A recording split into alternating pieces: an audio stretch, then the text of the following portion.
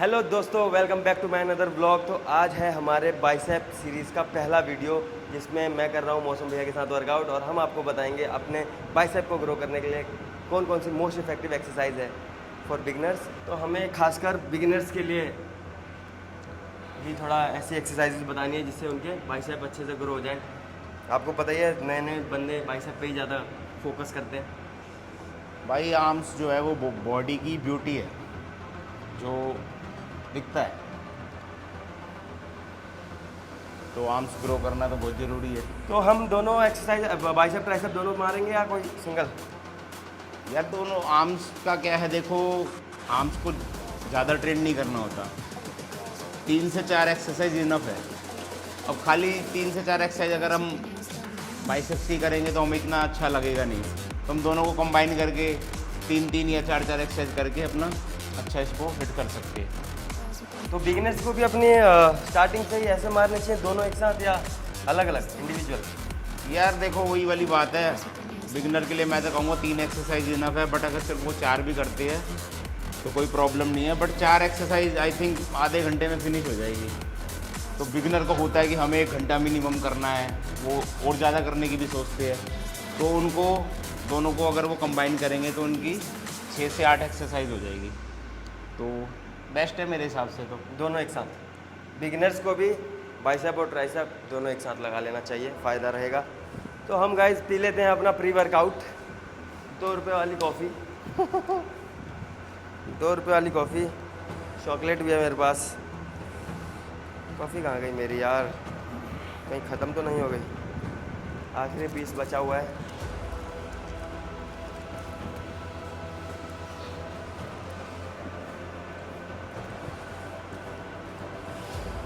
Coffee पीने का दोस्तों यही तरीका है, ये डालो।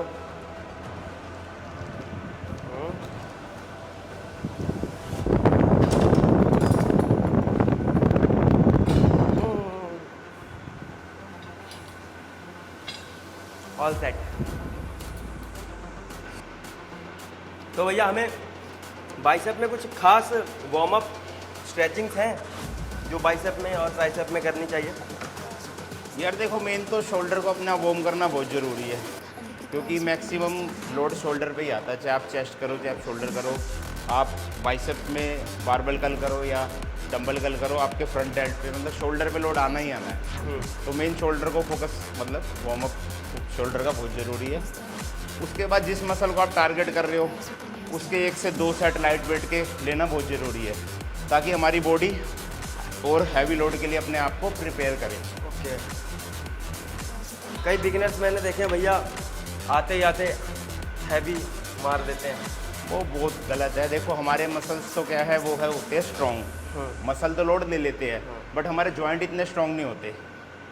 तो कई बार क्या होता है कि हम जॉइंट को उतना वार्म अप करते नहीं है, तो क्या होता है एकदम से, कई बार तुमने देखा होगा चेस्ट लगाते हो एकदम से चेस्ट वो कोलैब होगी, तो कहीं ना कहीं ये रीज़न भी उसका होता है कि हमारा जो मसल है वो तो ठीक है, बट जॉइंट अच्छे से हमने वार्म नहीं किया, जॉइंट तो इतना लोड सहन नहीं कर पाया, तो वो टेंडन टियर हो गया। वार्म अप एक बहुत ज़रूरी है, वार्म अप करना।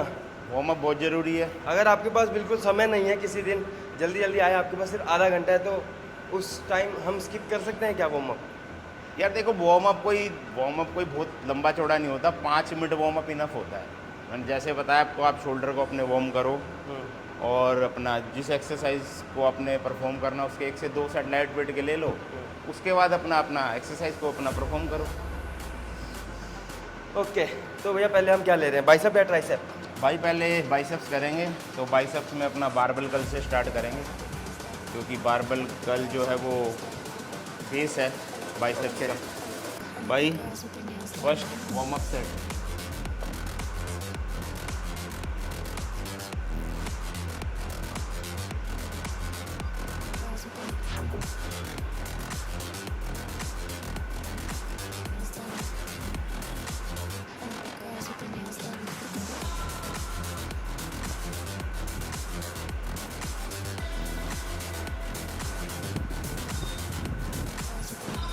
कोशिश यही करना कि नीचे स्लो लेके आना। ज़्यादा फास्ट ना है।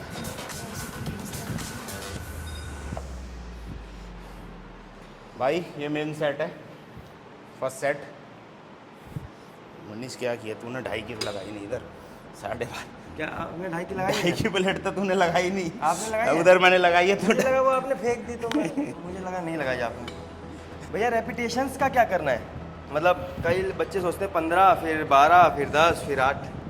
यार वही होता है, देखो स्टार्टिंग में लाइट वेट होता है, वार्म अप सेट होता है 15 रैप पहला लाइट वेट, फिर अपना मेन सेट है 10 से 12 रेपिटेशन। मिनिमम हमें कितने रैप्स मारने हैं? यार देखो आर्म्स छोटा मसल है, तो जो छोटा मसल है उसमें रेपिटेशन थोड़े हाई ही रहते हैं, मतलब 8 से 10 रैप तो मिनिमम रहने ही चाहिए। भाई सेकंड सेट है, सॉरी सेकंड सेट है। हार्ड है?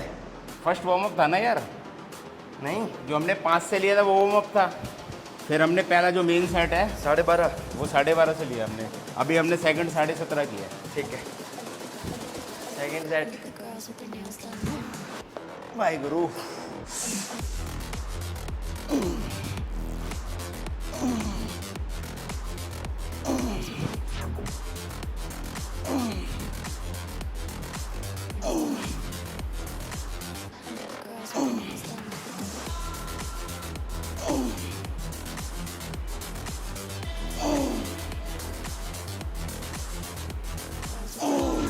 बात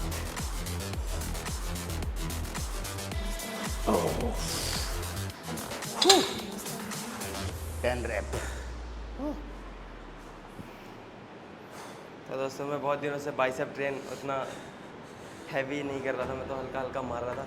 बड़े दिनों बाद मैं भैया के साथ कर रहा हूँ तो मुझे अपनी सोई हुई शक्तियों का एहसास हो रहा है मगर मेरे थोड़े कमर में दर्द है। या 1 2 3 4 5 6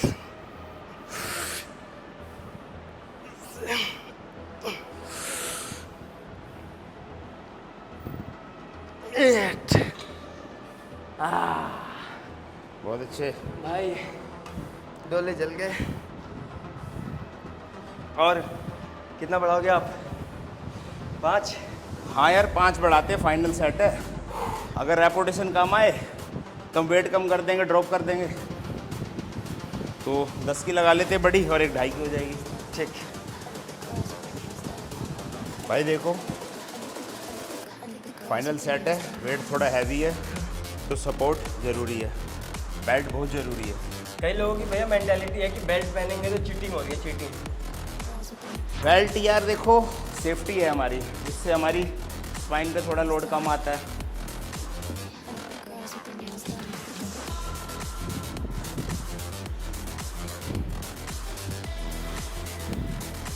चल मनीष आजा, देखते हैं कितने रैप आते हैं।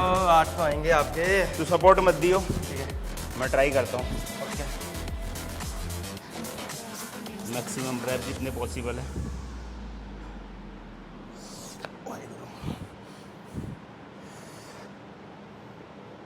एक 2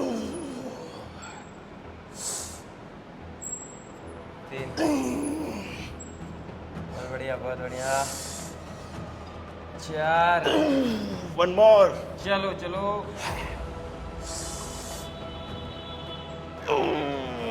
ड्रॉप मारना है? हाँ वेट कम कर लेते हैं, तू 12.5 निकाल दे।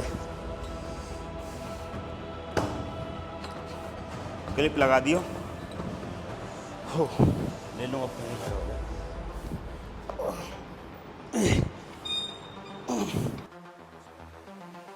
चलो चलो चलो चलो चलो खींच के। बहुत बढ़िया, शाबाश। या चलो 15 मारो इसके। बहुत बढ़िया, बहुत बढ़िया। चलो एक और। एक और लोगे, एक और। बस 2।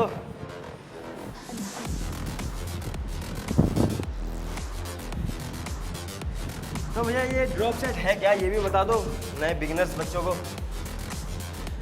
भाई ड्रॉप सेट जो है मसल बिल्ड करने की ही एक टेक्निक है। मसल जिससे ज़्यादा फटीक होता है। मान लो आपने वेट लिफ्ट किया, आपको इतना अच्छा पंप फील नहीं हुआ, आपने 5, 6, 7, 8 रेपिटेशन ले लिए, फाइनल सेट था, तो आप क्या करो, वेट को थोड़ा सा कम कर दो, ड्रॉप कर दो और फिर मारो और फिर रेपिटेशन निकालो। उसके बाद आप दोबारा कम करना चाहो तो दोबारा कम कर सकते हो। तो ऐसे ही आप 2 से 3 बार कर सकते हो, तो आपका ड्रॉप सेट हो जाएगा। उसके बाद जो आपको पंप फील होगा ना, वो नेक्स्ट लेवल होगा। तो मेन मोटिव हमें अपने मसल को फटीक करना है पूरा। देखो वर्कआउट का जो हमारा टारगेट होता है, हमें अपने मसल को अच्छे से ब्रेक करना है, डैमेज करना है। यस। तो उसके लिए बहुत सारी टेक्निक होती है, super set, drop set, joint set, और कई सारे हम रेपिटेशन का भी प्रयोग करते हैं। नेगेटिव रैप होती है, फोर्स रैप होती है, बहुत सारा मतलब टेक्निक होती है। तो दोस्तों ये था ड्रॉप सेट। कभी भी आपको ऐसा लगे कि लास्ट सेट में भी आपको वो पंप नहीं आया, तो आप जितना वेट मार रहे हो उससे 5 किलो या 10 किलो कम करो और फिर मारो, पूरा डोला फट जाएगा। तो भैया मैं ये क्वेश्चन जिसके साथ ब्लॉग बनाता हूँ उससे पूछता हूँ कि हमें वर्कआउट के दौरान पानी पीना चाहिए या नहीं पीना चाहिए? भाई पानी बिल्कुल पीना चाहिए, पानी बहुत ज़रूरी है। बट कई लोग सोचते हैं कुछ हो जाएगा उल्टा सीधा पानी पीने से। ऐसा कुछ नहीं है। मैं अपने वर्कआउट सेशन, मेरा अराउंड 1 आवर का वर्कआउट सेशन रहता है, जिसमें मैं कम से कम 1 लीटर पानी तो पी ही जाता हूँ। और अगर बड़ा मसल होता है लेग या बैक, तो वो ज़्यादा भी हो जाता है, 1.5 लीटर के अराउंड भी हो जाता है। क्योंकि देखो हम इतना जो वाटर निकल रहा है, स्वेट निकल रहा है, उसके थ्रू बॉडी से वाटर निकल रहा है, सोडियम निकल रहा है। तो बॉडी डिहाइड्रेट ना हो तो उसको हाइड्रेट करना ज़रूरी है, वो वाटर से ही होएगी। तो हम पानी सिप सिप करके पिए या एक बार में ही अगर प्यास लगी ज़्यादा तो भर लें? नहीं यार देखो, एकदम से अगर पेट में जाएगा तो थोड़ा सा क्या है, जब हम हैवी वेट उठाते हैं तो थोड़ा सा प्रॉब्लम होती है, जो हमारा गट है वो थोड़ा सा हम डिस्टर्ब होती है। तो एक एक घुट करके अपना, जब आपको प्यास लगे 1 सेट 2 सेट के दौरान आप पीते रहो थोड़ा थोड़ा करके, वो ज़्यादा बेस्ट है। तो भैया अब हमारा अगला कौन सा है? मैं तो बाइसेप एकदम ऐसा लग रहा है फट गए। नेक्स्ट ईयर मैं सोच रहा हूँ स्पाइडर कर्ल लगा लेते हैं। Spider curl, yes. मेरे को स्पाइडर कर्ल लगाने से बहुत अच्छा पीक महसूस होता है अपने बाइसेप में। हाँ, स्पाइडर कर्ल क्या है, हमारा जो इनर पीक है, जो हमारा कंचा, ये जो है, इसके लिए बहुत बेस्ट एक्सरसाइज है। प्रीचर भी बहुत अच्छी एक्सरसाइज है, बट आज हम स्पाइडर करेंगे। स्पाइडर कर्ल दोस्तों डंबल से ना कि रॉड से? नहीं, बाहर लेते प्रीचर वाली। तो दोस्तों यही होता है जब आप अपने से बड़े बंदे के साथ वर्कआउट करते हो, आपकी एक ही सेट में हवा निकल जाती है। चलो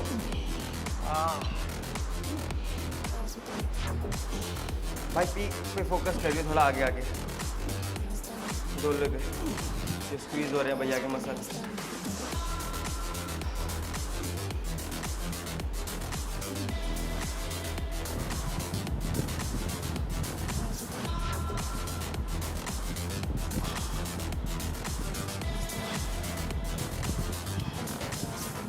भैया हमारे आर्म को बड़ा दिखाने में ट्राइसेप का रोल ज़्यादा है या बाइसेप का? यार देखो, रोल तो दोनों का अपना अपना है।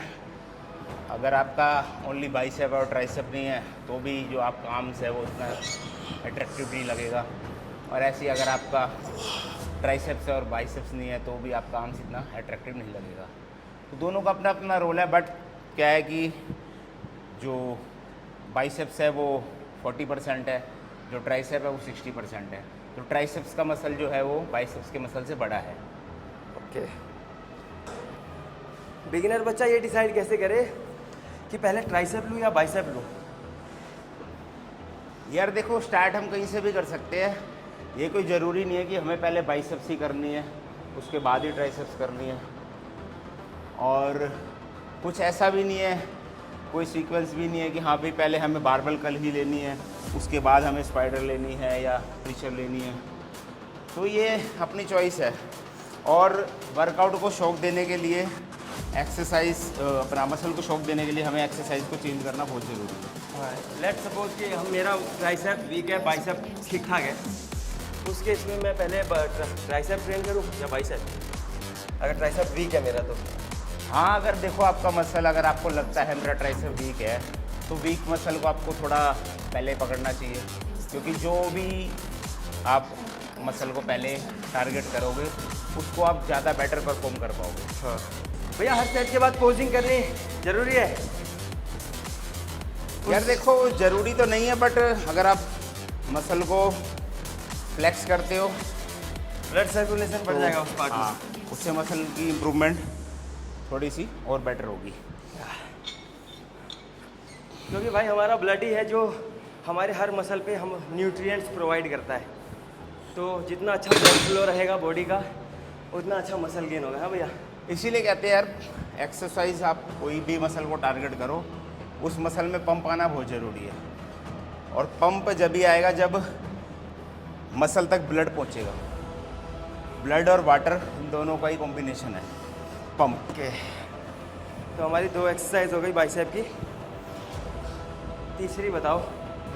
12, 15, 17, 20। तो दोस्तों, अभी हमने ले लिया बारबल कर्ल, फिर बारबल से स्पाइडल कर्ल, और अब हमारा थर्ड और लास्ट है हैमर कर्ल डंबल से। बिकॉज हमने 2 एक्सरसाइज बारबल से कर लिए हैं, इस वजह से हम एक डंबल इंक्लूड कर रहे हैं अपने वर्कआउट में। मनीष टाइट का डंबल। तो दोस्तों, ये हैमर कर्ल है, इसको हम थोड़ा क्रॉस लेंगे, डंबल को थोड़ा हम अपना अंदर की तरफ लेंगे। ये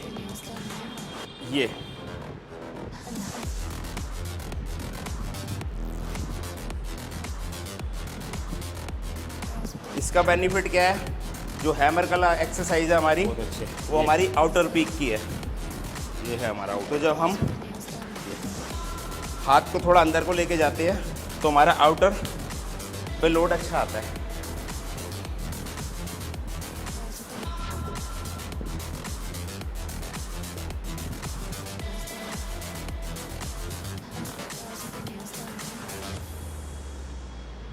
भैया, मैं वर्कआउट के दौरान अपना ये ग्लूकोज पीता रहता हूँ, तो ये ठीक है? यार, वर्कआउट के दौरान ग्लूकोज पी सकते हो, बट थोड़ा सा क्या है, जब भी हम वर्कआउट एक्सरसाइज करते हैं तो हमारी बॉडी HGH प्रोड्यूस करती है, ह्यूमन ग्रोथ हार्मोन्स। तो जब हम ग्लूकोज लेते हैं तो हमारा इंसुलिन स्पाइक होता है, ब्लड में शुगर का लेवल बढ़ता है। और जब भी ब्लड में शुगर का लेवल बढ़ेगा तो हमारा HGH ड्रॉप जाएगा। अच्छा, तो इसलिए मैं प्रेफर करता हूँ कि वर्कआउट के बाद ग्लूकोज हमें पीना चाहिए। ओके।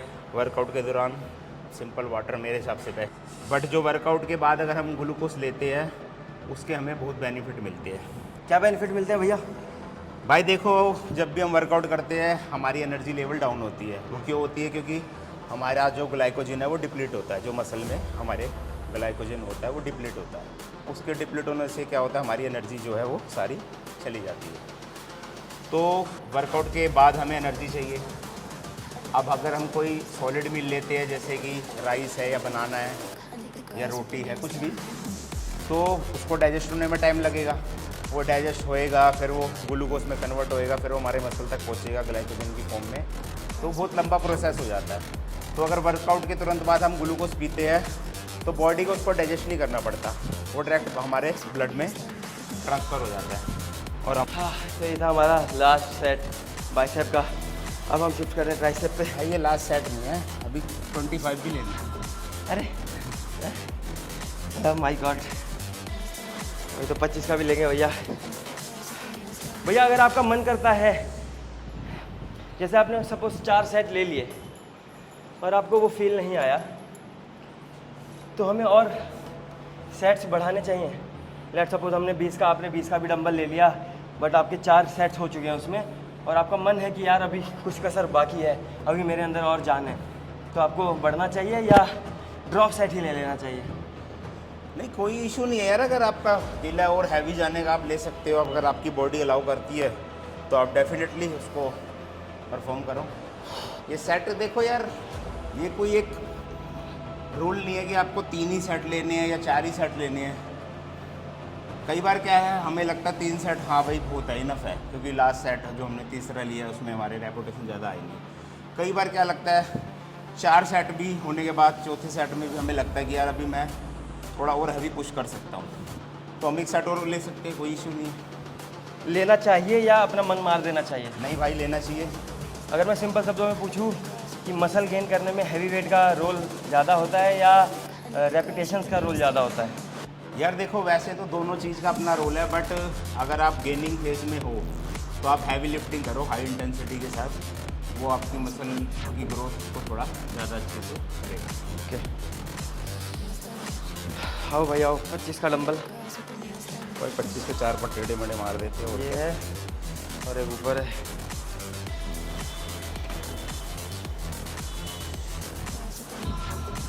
ओह चलो,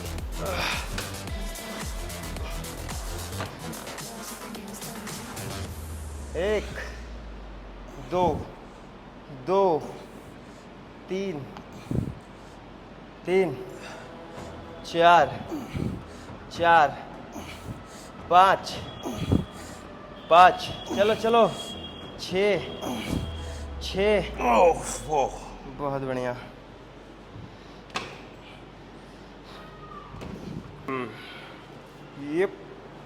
ये बेबी, ये बड़ी लाइट वेट।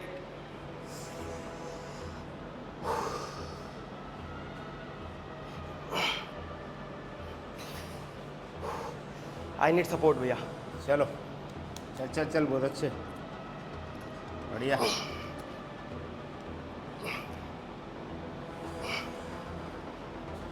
चल चल चल चल, बहुत अच्छे, बढ़िया।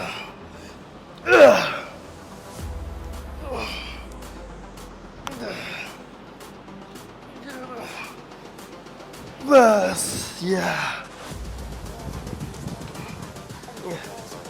अगर आपको मौका मिले अपने फेवरेट एथलीट के साथ वर्कआउट करने का, जैसे बॉडी बिल्डर्स हैं आर्नोल्ड, रोनी कोलमैन, जे कटलर, तो आपको किसके साथ आप वर्कआउट करना पसंद करोगे भैया? आपका फेवरेट कौन है? यार देखो, अगर बॉडी बिल्डिंग की का जो किंग है उसकी बात करें तो वो तो रोनी कोलमैन है। हाँ, बट मैं जै कटलर का बहुत बड़ा फ़ैन हूँ।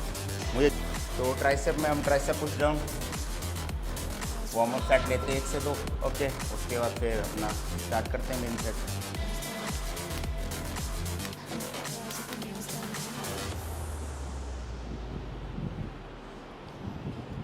कई बंदे भैया, मैं ऐसा भी जानता हूँ इन बंदों को, जो इसे बोलते हैं आप चीटिंग कर रहे हो। भाई ये तो सपोर्टर है, कहीं ना कहीं इससे हमारी सेफ्टी है, हमारे जॉइंट की सेफ्टी है, जॉइंट पे थोड़ा सा लोड कम हो जाता है। सेफ्टी को आप क्या कितना इंपॉर्टेंस देते हो वर्कआउट में? यार सेफ्टी ही सब कुछ है। अगर आपको लंबी लेस का घोड़ा बनना है तो आपको सेफ्टी रख के ही चलना पड़ेगा। खासतौर से अपने जॉइंटों का आपको बहुत ख्याल रखना पड़ेगा, क्योंकि जो मसल अगर आपका इंजर्ड होता है तो वो कहीं ना कहीं रिकवर हो जाता है, बट अगर जॉइंट में आपकी इंजरी होती है तो वो बहुत लंबा समय लेती है। उसमें आप वापस डाउन मार जाओगे, जितना गेन है सब चला जाएगा, है कि नहीं? यस, इसलिए मैं भी बहुत सावधान रहता हूँ, इंजरी ना हो। बॉडी बिल्डिंग में जो सबसे मेन है, अगर सेफ्टी पर्पस की बात करें तो वो हमारे जॉइंट ही है। अगर आपके जॉइंट सेफ है तो आप बहुत लंबे समय तक आप बॉडी बिल्डिंग या कह लो वर्कआउट आप कर सकते हो। ये देखो ये बच्चे, ये देखो ये बच्चे, ये जिम में। हाँ बेटे, क्या करने आए थे यहाँ पे? क्यों लाए थे? बोल लेने, बॉडी बनानी पड़ेगी। अब बोल लेने आए तो बेटे बॉल बल लेने आए थे या अपना बॉडी बिल्डरों को देखने आए थे, जिम देखने आए थे? बेटे सब समझ रहे हैं हम। चलो, हम भी मनी जब छोटे होते थे ना, हम भी जिम के बाहर चोरी से अपना देखा करते थे जो लोग वर्कआउट कर रहे होते थे बॉडी बिल्डरों को। बहुत क्रेज रहता है बचपन तो में। बहुत अच्छा लगता था देख के। तो कई बार क्या होता था कि जिम वाला जिम में नहीं होता था तो हम जिम में घुस जाते थे, तो बड़ा अच्छा लगता था। सोचते थे हम भी बड़े होके बहुत अच्छी बॉडी बनाएंगे।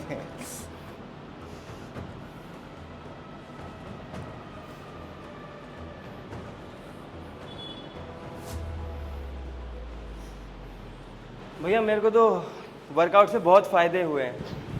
मेरी पर्सनैलिटी वाइज मैं बोल रहा हूँ, जो पर्सनैलिटी इन्हेंस होती है वर्कआउट से, जो फिज़िक बनती है धीरे धीरे। यार एक्सरसाइज के बहुत बेनिफिट है। अगर मैं अपनी बताऊं तो मैंने वर्कआउट अराउंड 2008 में स्टार्ट किया था। तो उससे पहले मुझे कोल्ड होता था हर 1.5 से 2 महीने में, यानी कि आप मान के चलो मुझे साल में मिनिमम 5 से 6 बार कोल्ड होता था। बट जब मैंने जिम स्टार्ट किया, एक्सरसाइज मैंने स्टार्ट करी, तो विद इन 5 to 6 मंथ मुझे हुए थे, 5 से 6 महीने हुए थे। और मैंने नोटिस किया कि मेरी जो इम्यूनिटी है वो काफ़ी इम्प्रूव हो गई थी। तो जो कोल्ड मुझे साल में 5 से 6 बार होता था, अब तुम बिलीव करना वो मुझे साल में 1 से 2 बार होता है, एक बार ही होता है। और जो जिस लेवल का पहले होता था अब उसका आधा भी नहीं होता। मतलब जब पहले मुझे कोल्ड होता था बहुत लंबे समय तक रहता था, अगर अब मुझे कोल्ड होता है तो वो 2-3 दिन से ज़्यादा नहीं रहता है। तो और बहुत बेनिफिट हुए मुझे एक्सरसाइज से। पर्सनैलिटी में और सोशल वाइज कहीं आप जाते हो, कहीं रिश्तेदारों के पास जाते हो, पार्टीज़ में जाते हो, तो आपको मतलब ऐसा लगता है कि हाँ चलो पे ऑफ कर रही है बॉडी वर्कआउट करना ऐसा?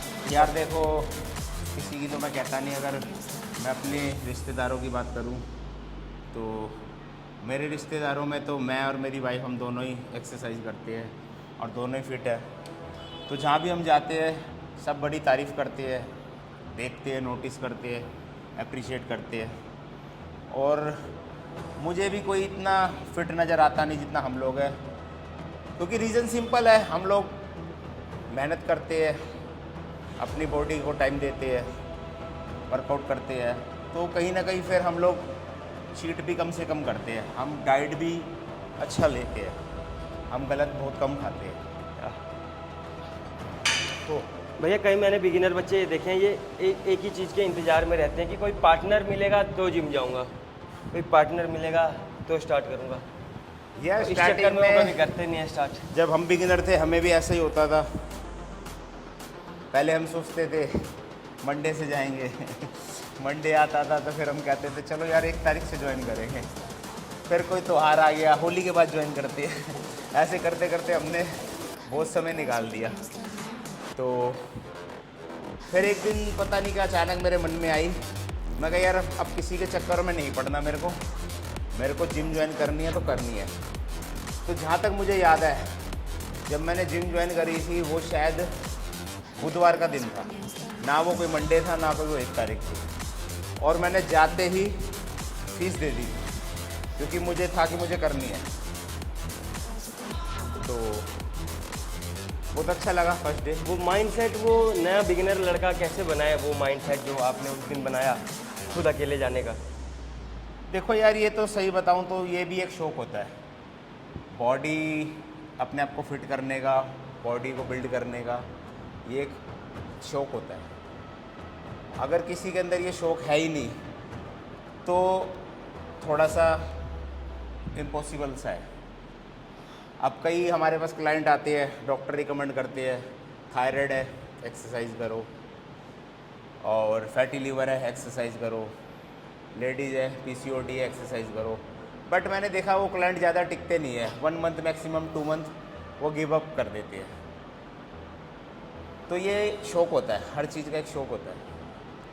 बट मेरे पास ऐसे भी क्लाइंट आए हैं जो नॉर्मल फिटनेस के लिए आए थे, बट उनकी बॉडी में बहुत अच्छे चेंजेस आए, तो उससे वो बहुत ज़्यादा मोटिवेट हुए। एक बार आपको रिजल्ट दिख जाता है तो वो आपका एडिक्शन हाँ, बन जाता है फिर, है कि नहीं? तो फिर उसके बाद उन्होंने बहुत गजब का अपने आप को ट्रांसफॉर्म किया और बहुत लंबे समय से अपने आप को ट्रेन कर रहे हैं, फिट रखा हुआ है उन्होंने। ओके। तो नेक्स्ट यार हम बोथ हम कर लेते हैं, वी लगा के, वी वाला कहाँ है? With cable. भैया वो भी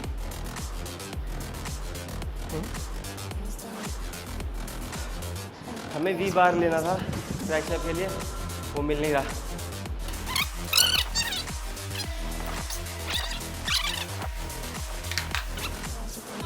shit. I can't believe this. ये रहा दोस्तों, मिल चुका है। यस। कोई भी चीज़ दोस्तों खोती नहीं, इंसान उसे कहीं रख के भूल जाता है, अनलेस वो चोरी ना हो जाए।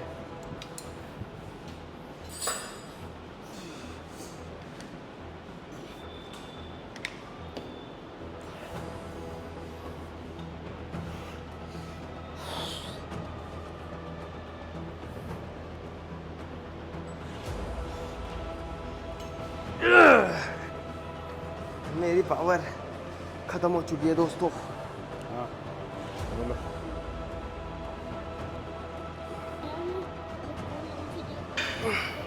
तो दोस्तों मुझे पूछोगे तो ये वाली एक्सरसाइज इस समय मेरी फेवरेट एक्सरसाइज है।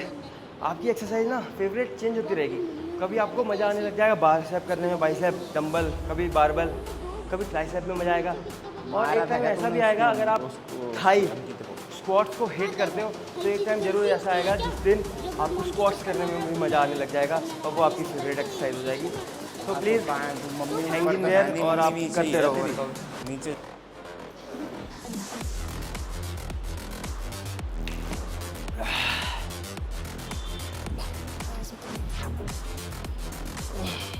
और सबसे बड़ा सवाल, एक बिगिनर अपने आप को कब ये समझे कि वो अब बिगिनर नहीं रहा, कितने टाइम तक वो वर्कआउट करे रेगुलर, 1 साल 2 साल, कि उसके बाद उसे समझ में आए कि अब मैं बिगिनर नहीं रहा, अब मैं इंटरमीडिएट या एडवांस लेवल पे जा चुका हूँ।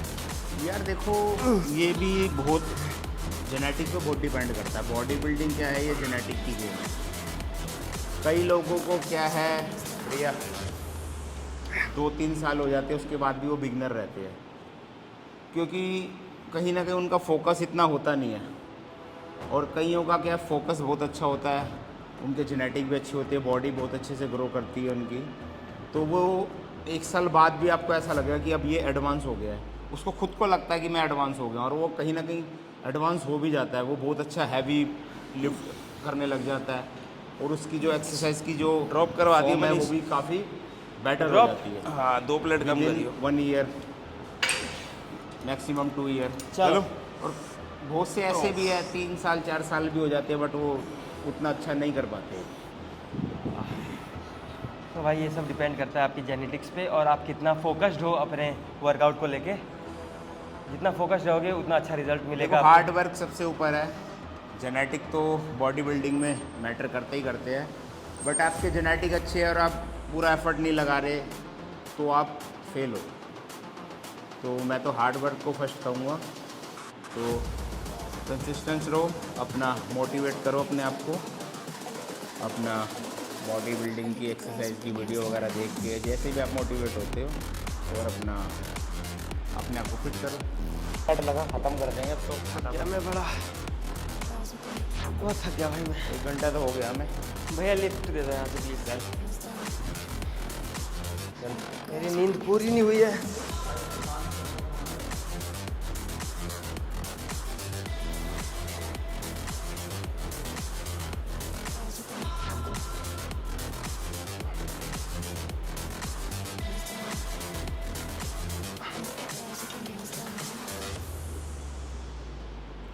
एक्सरसाइज है dumbbell kick back. Dumbbell kick back for triceps. कई बिगिनर भैया इसमें बहुत बड़ी गलती करते हैं कि खड़े होके ही लेने लग जाते हैं। भाई वो चीज़ भी हमारे इंडिया में चलती है।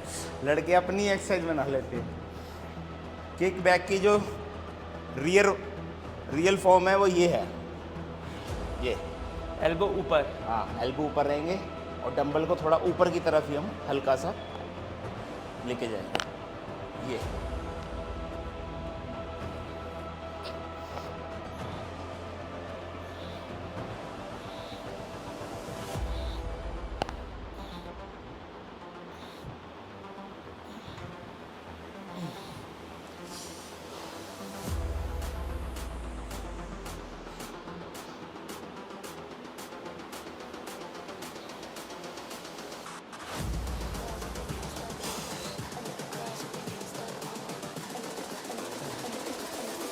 Girls with their nails done now.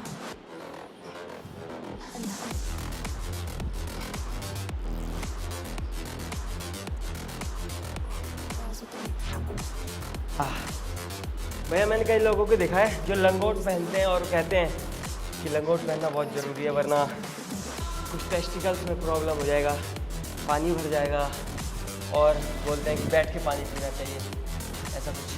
कितना हद तक ये सही है और कितना गलत है? नहीं देखो यार, लंगोट के बारे में अगर मैं बोलूँ तो लंगोट का क्या है कि हमारे बजरंगबली जी जो है वो लंगोट बांधा करते थे, वो पहनते थे लंगोट। तो उनको देख के जो हमारे पहलवान लोग हैं वो भी लंगोट पहनने लगे। तो पहलवानों को देख के ही जो जिम वाले हैं उन्होंने लंगोट पहनना स्टार्ट कर दिया। ओके। तो ये एक परंपरा चलती आ रही है हमारे इंडिया में लंगोट की, और बस यही है, ये एक परंपरा है।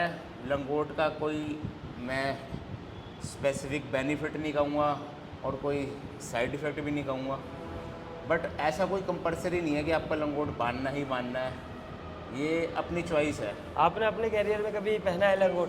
देखो मैं सही बताऊँ, मैंने कभी लंगोट का प्रयोग नहीं करा, और मेरे जितने भी मेरे टच में जो मेरे स्टूडेंट हैं या जिम में मेरे जितने भी क्लाइंट आते हैं, मैं किसी को लंगोट प्रेफर नहीं करता, बट जो पहनता है मैं उसे मना भी नहीं करता। बट आज तक मेरे किसी क्लाइंट को या मुझे ऐसी कोई प्रॉब्लम फेस करनी नहीं पड़ी है 17-18 साल के मेरे कैरियर में। तो दोस्तों ये लंगोट पहनना एकदम कंपलसरी पहनना मिथ है, ये परंपरा है जो चलती आ रही है। यार आप देखो, बॉडी बिल्डिंग है, जो मानो या ना मानो आप, वो फ़ॉरेन से ही आई है। तो फ़ॉरेन में जो फॉरेनर है वो भी आपने देखा होगा कोई लंगोट नहीं पहनता, नॉर्मल फ्रेंच ही पहनते हैं और अपना वर्कआउट करते हैं। जब आपने देखा होगा वो पोजिंग करते हैं, वो अपने कपड़े उतारते हैं, तो वो नॉर्मल फ्रेंच ही उन्होंने पहनी होती है, किसी ने लंगोट नहीं पहना होता। तो ऐसी कोई प्रॉब्लम नहीं है अगर आप लंगोट नहीं पहनते हो, ये अपनी चॉइस है।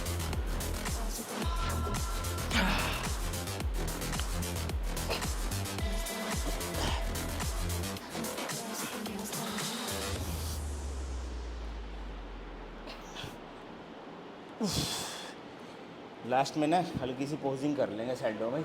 हाँ हाँ अभी करेंगे ना, उतार के करेंगे आपकी पोजिंग।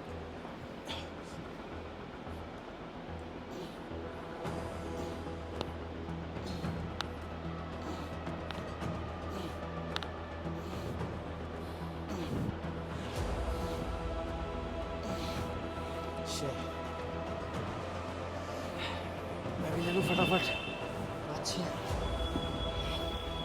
अच्छे रैप में भी मार।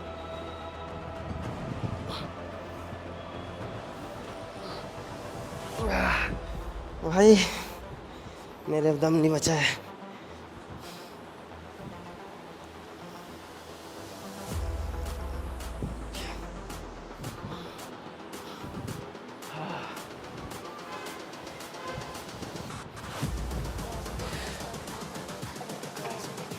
तो दोस्तों अब वक्त है पोजिंग का।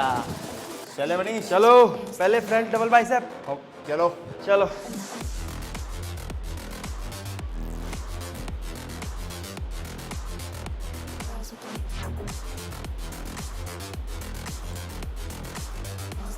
Front let's. Oh my God, ये मेरे को आता नहीं है।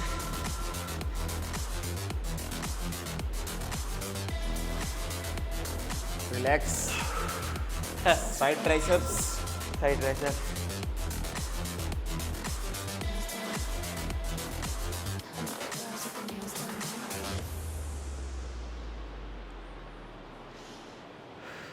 Side chest.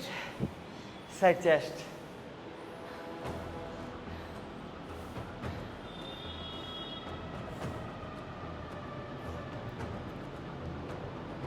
रिलैक्स। डन। एक Done, मोस्ट done. मस्कुलर, हाँ। Most muscular. चलो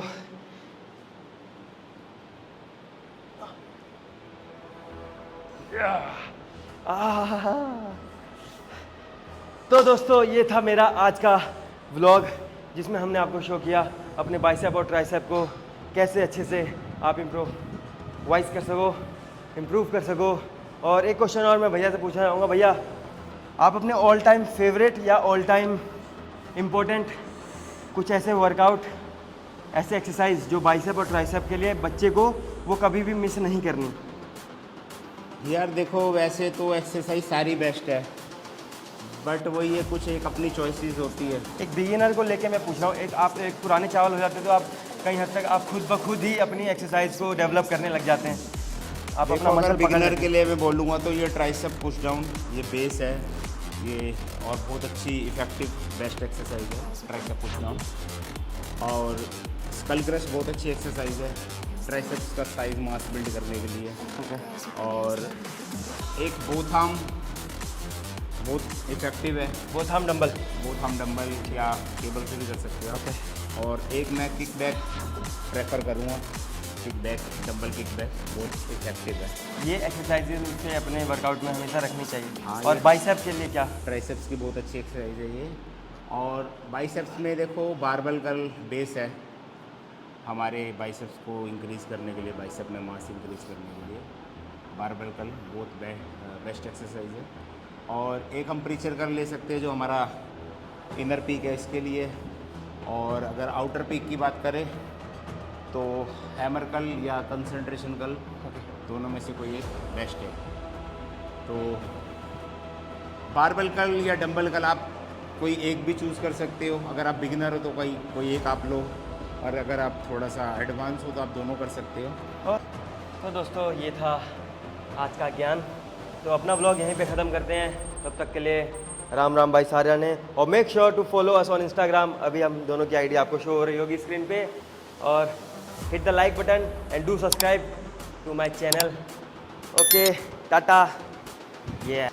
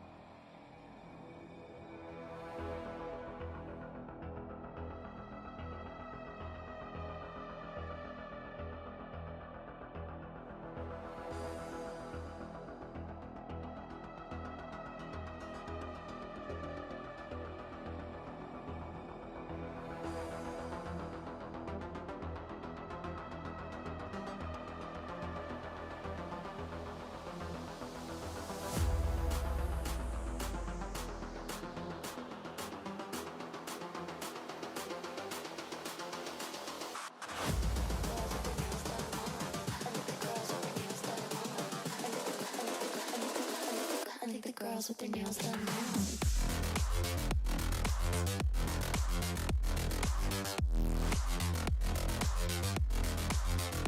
Girls with their nails done. I think the girls with their nails done.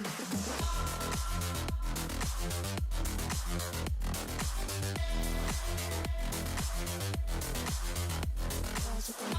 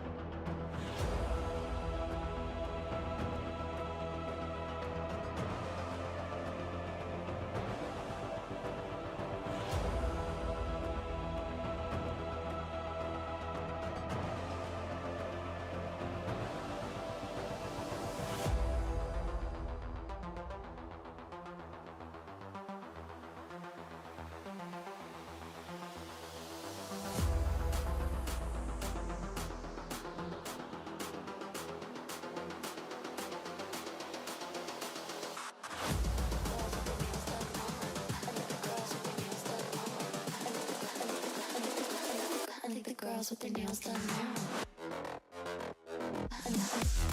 now.